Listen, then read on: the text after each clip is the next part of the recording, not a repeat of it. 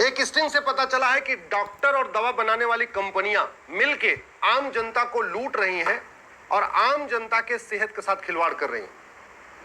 4 रुपए जिस दवाई की लागत है वो 120 रुपए में बेचा जा रहा है। मूल कारण क्योंकि हमने एमआरपी का फॉर्मूला आज तक डिफाइन ही नहीं किया।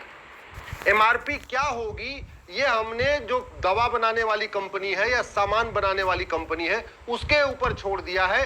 सरकार ने आज तक कोई फॉर्मूला निर्धारित नहीं किया कि जो लागत होगी उससे कितना गुना ज्यादा मैक्सिमम रिटेल प्राइस होगी।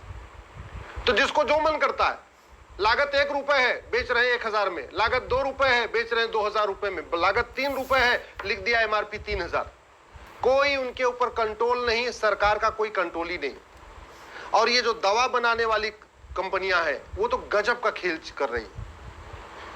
मैं पहले भी कई बार कह चुका हूं, आज भी कह रहा हूं, हमारी चिकित्सा व्यवस्था आज भी फार्मा कंपनियां चला रही हैं। हमारी चिकित्सा व्यवस्था की नीतियां, उनकी पॉलिसीज ड्रग बनाने वाली कंपनियां, फार्मा कंपनियां और वो विदेशी चिकित्सा व्यवस्था की लॉबी डिसाइड कर रही। आज तक हमने एमआरपी क्या होगा उसका फार्मूला तय नहीं किया। 75 साल बीत चुके हैं आजादी के, आज भी हम अपने मेडिकल के कोर्स में चरक को नहीं पढ़ा रहे, मेडिकल के कोर्स में सुश्रुत को नहीं पढ़ा रहे, मेडिकल के कोर्स में वाग्भट जी को नहीं पढ़ा रहे, मेडिकल के कोर्स में सारंगधर जी को नहीं पढ़ा रहे, मेडिकल के कोर्स में भाव प्रकाश जी को नहीं पढ़ा रहे। आज भी हम अपने मेडिकल के कोर्स में अष्टांग योग नहीं पढ़ा रहे। यम नियम का पालन करने से क्या फायदा होता हम पढ़ा ही नहीं रहे। कहते हैं prevention is better than cure. और भारतीय चिकित्सा व्यवस्था, भारतीय चिकित्सा योग, आयुर्वेद, नेचुरोपैथी प्रिवेंशन करती है, बीमारी को आने से रोकती है। लेकिन हमारी भारतीय चिकित्सा व्यवस्था के साथ आज भी सौतेला व्यवहार हो रहा है। वहीं विदेशी चिकित्सा जिसमें एक बीमारी का इलाज करो तो वो तो ठीक होती, 3 और नई बीमारियां हो जाती हैं, वो आज भी प्रमोट की जा रही हैं। और भारतीय चिकित्सा व्यवस्था जिसमें एक बीमारी का इलाज करो तो 3 बीमारियां अपने आप ही ठीक हो जाती हैं, वो आज भी एक तरीके से सेकेंडरी हो रखी है। उसके साथ आज भी सौतेला व्यवहार हो रहा है। आज भी डॉक्टर का मतलब जो विदेशी दवाइयां दे, डॉक्टर का मतलब जो सिंथेटिक ड्रग दे, डॉक्टर का मतलब योग सिखाए, आयुर्वेद सिखाए, नेचुरोपैथी सिखाए, उसको हम डॉक्टर नहीं मानते। जो सरकारी वैकेंसियां हैं पूरी तरीके से विदेशी चिकित्सा के लिए खुली हुई है। भारतीय चिकित्सा उसमें 50% भी डॉक्टर भारतीय चिकित्सा के नहीं है। सूर्योदय से सूर्यास्त के बीच में भोजन करना चाहिए, किस ऋतु में क्या भोजन करना चाहिए हम स्कूलों में पढ़ा ही नहीं रहे। अच्छा, सबसे बड़ा खेल तो डिग्री के ऊपर है। जो दांतों का डॉक्टर उसको कहते हैं बीडीएस, जो आयुर्वेद का डॉक्टर उसको कहते हैं बीएमएस, जो होम्योपैथी का डॉक्टर उसको कहते हैं बीएचएमएस। लेकिन जो सिंथेटिक ड्रग बेचता है, सिंथेटिक दवाइयां देता है, उसको हम बीएमबीएस नहीं कहते, उसको हम एमबीबीएस कहते हैं। क्यों भैया? अगर दांतों वाला बीडीएस हो सकता है, आयुर्वेद वाला बीएमएस हो सकता है, होम्योपैथ वाला बीएचएमएस हो सकता है, तो सिंथेटिक ड्रग देने वाला बीएमबीएस क्यों नहीं होना चाहिए? उसका नाम एमबीबीएस क्यों होना चाहिए? लॉ के कोर्स में फर्स्ट ईयर सबका कॉमन होता है, इंजीनियरिंग के कोर्स में फर्स्ट ईयर सबका कॉमन होता है, मेडिकल के कोर्स में फर्स्ट ईयर सबका कॉमन होता है। तो मेडिकल के कोर्स में फर्स्ट ईयर सबका कॉमन क्यों नहीं होना चाहिए? क्यों नहीं हम बीएचएमएस, बीएमएस, एमबीबीएस जो भी मेडिकल के कोर्स हैं अलग अलग, उसमें फर्स्ट ईयर सबके लिए कॉमन कर दें कि फर्स्ट ईयर में केवल और केवल आपको भारतीय चिकित्सा पढ़ना है। Second year, third year, fourth year में जैसे आप इंजीनियरिंग करते हैं, चाहे आप सिविल से करिए, मैकेनिकल से करिए, इलेक्ट्रॉनिक्स से करिए, कंप्यूटर साइंस करिए, किसी से इंजीनियरिंग करिए, चाहे आईआईटी से करिए, चाहे एनआईटी से करिए, फर्स्ट ईयर आपका कॉमन होगा। सेकंड ईयर से आप स्पेशलाइज्ड फील्ड में जाते हैं। वैसे मेडिकल के कोर्स में हम क्यों नहीं कर रहे, कॉमन कर देते हैं।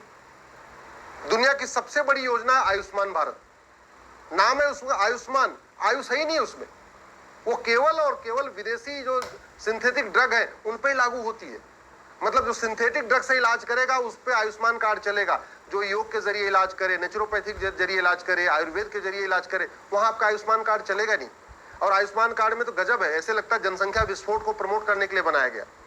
अगर आपके परिवार में 6 लोग से ज्यादा है तब आयुष्मान कार्ड बनेगा, 6 आदमी से कम है तो आपको आयुष्मान योजना मिलेगी नहीं।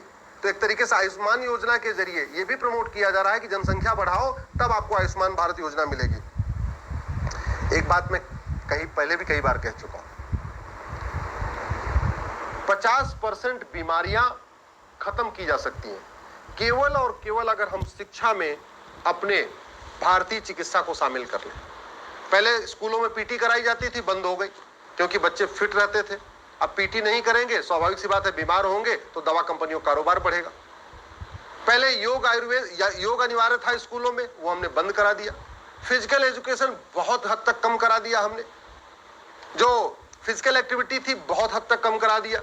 ले दे के फोकस किस पे हो गया, लैंग्वेज पे हो गया, कंप्यूटर के ऊपर फोकस हो गया, बाकी चीजों पे फोकस हो गया, तो बीमारियां बढ़ रही हैं। अल्टीमेटली सिंथेटिक ड्रग बनाने वाली कंपनियां यही चाहती हैं। भाई दवा बनाने वाली कंपनी चाहती है कि ज्यादा से ज्यादा लोग बीमार हों, और हमारी चिकित्सा व्यवस्था और हमारी शिक्षा व्यवस्था ऐसी है कि ज्यादा से ज्यादा लोग बीमार हो रहे हैं। उनको पता ही नहीं है क्या खाना चाहिए, क्या नहीं खाना चाहिए, कब खाना चाहिए, कब नहीं खाना चाहिए, किस मौसम में क्या खाना चाहिए, किस मौसम में क्या नहीं खाना चाहिए, कुछ पता ही नहीं।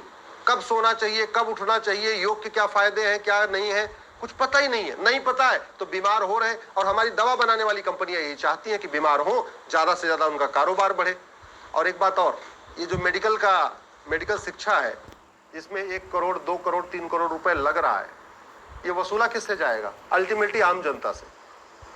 अगर कोई लड़का 1 करोड़ रुपए दे के एमबीबीएस बनेगा, 2-3 करोड़ रुपए खर्च करके एमडी बनेगा, तो आपको क्या लगता है वो घर से पैसा जो लगाया है उसको वसूलेगा? नहीं वसूलेगा। अगर वसूलेगा तो क्या करेगा? वो दवा कंपनियों का एजेंट बन जाएगा। और आज की डेट में यही हो रहा है। खास तौर पे सिंथेटिक ड्रग के मामले में जो डॉक्टर्स हैं वो दवा कंपनियों के एजेंट के रूप में काम कर रहे हैं। जैसे हथियार बनाने वाली कंपनियां तो अपने सेल्स के आदमी रखती हैं, बाकी और जो कंपनियां होती हैं उनके सेल्स रिप्रेजेंटेटिव होते हैं।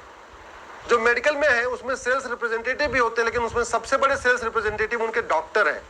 और अब तो डॉक्टरों का कमीशन भी हो चुका है कि भाई हम तुम्हारी दवाई जो 3 रुपए की है, इसको हम 300 रुपए में बेचेंगे, लेकिन इतना % हम भी लेंगे। और आज की डेट में अगर आप ठीक से प्रॉपर्टी आधार से लिंक हो जाए ना, तो पता चलेगा जिसको आप भगवान मानते हैं वो सबसे बड़ा काला कारोबार कर रहे हैं। एक मैं डॉक्टरों को जानता हूं जो 50-50 करोड़ के मालिक बन चुके हैं, 60-60 करोड़ के मालिक बन चुके हैं। भारत में शिक्षा, चिकित्सा और न्याय व्यवस्था ये दुनिया की सर्वोत्तम थी, और शिक्षा, चिकित्सा, न्याय व्यवस्था सेवा के आधार पे थी। शिक्षा, चिकित्सा, न्याय व्यवस्था में बहुत पैसा नहीं था। पहले प्राचीन काल में, आज के 1500-2000 साल पहले, जो शिक्षक था वो सबसे गरीब होता था, सबसे कम पैसे वाला होता था। जो पंच परमेश्वर का काम करते थे, मुखिया का काम करते थे, वो सबसे गरीब होते थे, उनके पास ज्यादा पैसा नहीं होता था। और जो वैद्य का काम करते थे वो सबसे गरीब होते थे। और आज की डेट में सबसे ज्यादा पैसे वाले 3 कैटेगरी के लोग हैं। शिक्षक जो बड़ी बड़ी कोचिंग चला रहे हैं, 2-2 हजार करोड़, 3-3 हजार करोड़। अब तो मैं देख रहा हूँ यूट्यूब पे लोग सिखा के 10-10 हजार करोड़ के मालिक बन चुके हैं। तो सबसे ज्यादा प्रॉफिटेबल धंधा क्या हो गया है? शिक्षा, चिकित्सा, न्याय व्यवस्था। वकील 50-50 करोड़ रुपए टैक्स दे रहे हैं, साल में 200 करोड़ 300 करोड़ कमा रहे हैं। इतना तो व्हाइट में कमा रहे हैं, बाकी ब्लैक में कितना ले रहे होंगे भगवान जाने। वही हाल चिकित्सकों का है।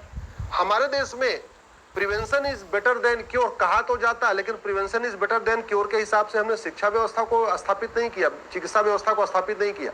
हम हॉस्पिटल की संख्या बढ़ा रहे हैं, लेकिन एजुकेशन सिस्टम को ठीक नहीं कर रहे हैं कि लोग बीमारी ना हो। हम डॉक्टरों की संख्या बढ़ा रहे हैं, लेकिन एजुकेशन सिस्टम को ठीक नहीं कर रहे हैं कि लोग बीमारी ना हो। हम मेडिसिटी बना रहे हैं, भैया ठीक है, ये 1 किलोमीटर दूर तक केवल हॉस्पिटल ही हॉस्पिटल। तो एक तरीके से हम दुनिया के सबसे ज्यादा बीमार भारत में पैदा कर रहे हैं। और ये कड़वी सच्चाई भी है। दुनिया के सबसे ज्यादा डायबिटीज के रोगी कहां है? भारत में। दुनिया में सबसे ज्यादा कोलेस्ट्रॉल के रोगी कहां है? भारत में। दुनिया में सबसे ज्यादा मोटापे के रोगी कहां है? भारत में। दुनिया में सबसे ज्यादा हार्ट अटैक कहां हो रहा है? भारत में।